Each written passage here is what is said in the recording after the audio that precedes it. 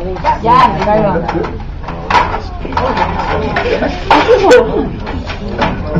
Where is Mr. Guys, turn off your cell phone, please. S'il vous plaît.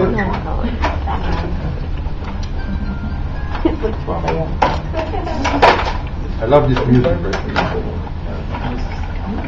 Gotta go one bar.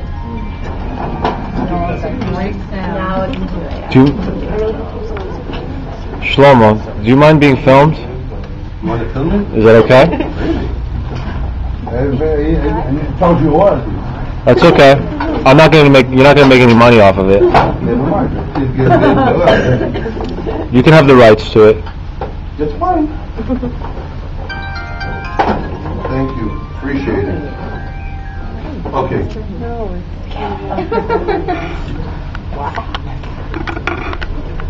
Everybody's here? Where's Mr. So, מישהו בשירותים?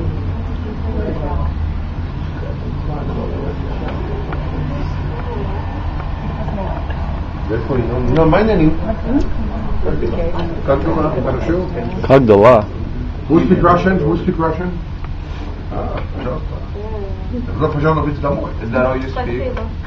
Spasiba. I have now in Israel 3 Russian groups.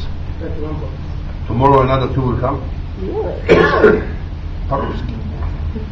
Советская Союз. I learned to say welcome home in many languages. Like, who speak Persian here? Do you have someone speak Persian? Farsi? No. It's not an LA group. LA group, it's like I can feel the Shah of Iran, you know? Momo. I don't know why the Persian like the Polish person Momo, you know? It's very fascinating. So I learned to say welcome home in Persian. You know you want to learn it? Yeah. It goes like Hoshamadi. Hoshamadi. And they could answer you merci, like in French. Very interesting. Okay. Shabbat Shalom, everybody.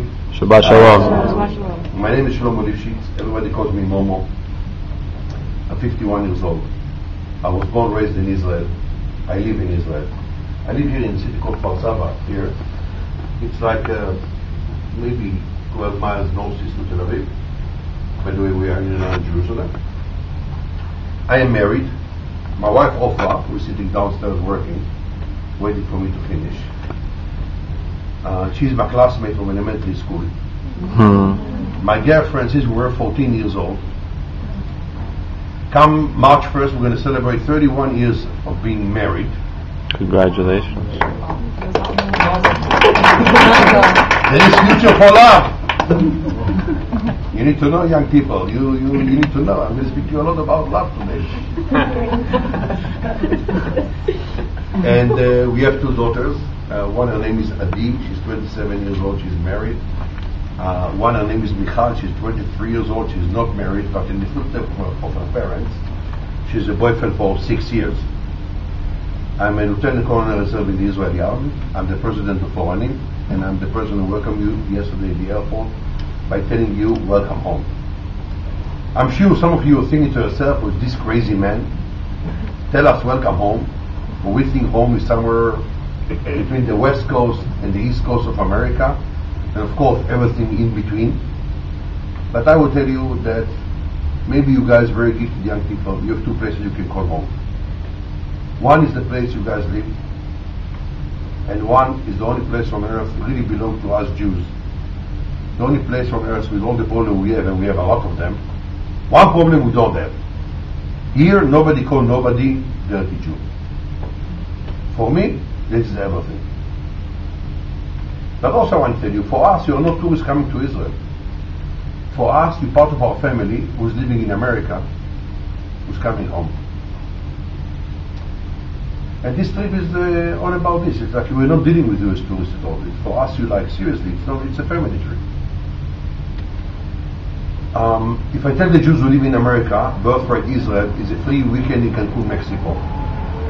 Most likely all 500,000 people eligible to go on birthright Israel at any given time would be lining up, shouting like crazy, bringing certificate. My grandmother used to be quarter Jewish. just to get a free weekend in Cancun, Mexico. You're telling the Jews in America, come to Israel for free. Which I know some of you cannot understand how come it's free. It's like I used to try to convince people it's free. Well, I know it's free, but I know you guys cannot understand how come it's free. So I'm not going to tell you anymore it's free. It's free, but you will discover it by yourself. Look at it.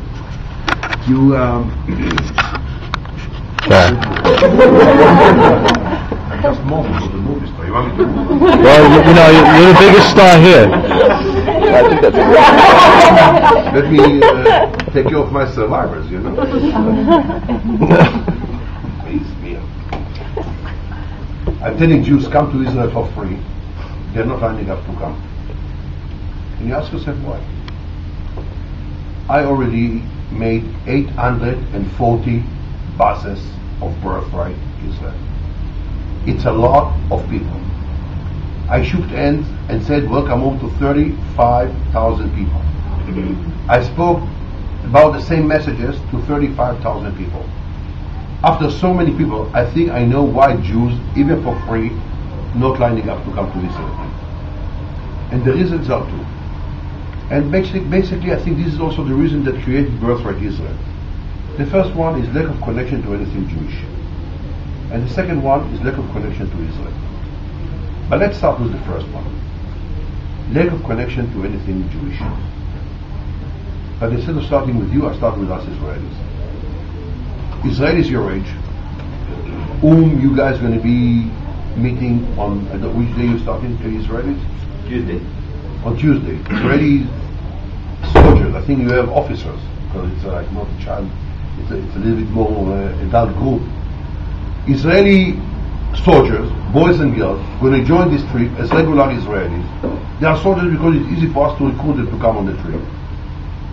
Israelis your age, they know nothing from nothing about Judaism. Nothing. They don't go to shul. They don't know how to daven. You ask them what's Havdalah, half of them will not know what's Havdalah. You tell them what makes you Jewish, the answer will be, I'm an Israeli. And with all the respect of being an Israeli, and I consider myself like the ultimate Israeli, for the best and the worst. Mostly for the best, but we have some problems. What can I do? I admit at least. You know, with all the respect of being an Israeli, what makes you and me one family is not Israel. What makes you and me one family is the fact we share thousands of years of the same history. We have the same faith. You know something? We have the same blood. My father is 92 years old. He was born in Warsaw, Poland. Came to Israel when he was 4 years old. Raise your hands, people in the room, their families came to America from Poland. Raise your hands. Look at you. Like a third of the group.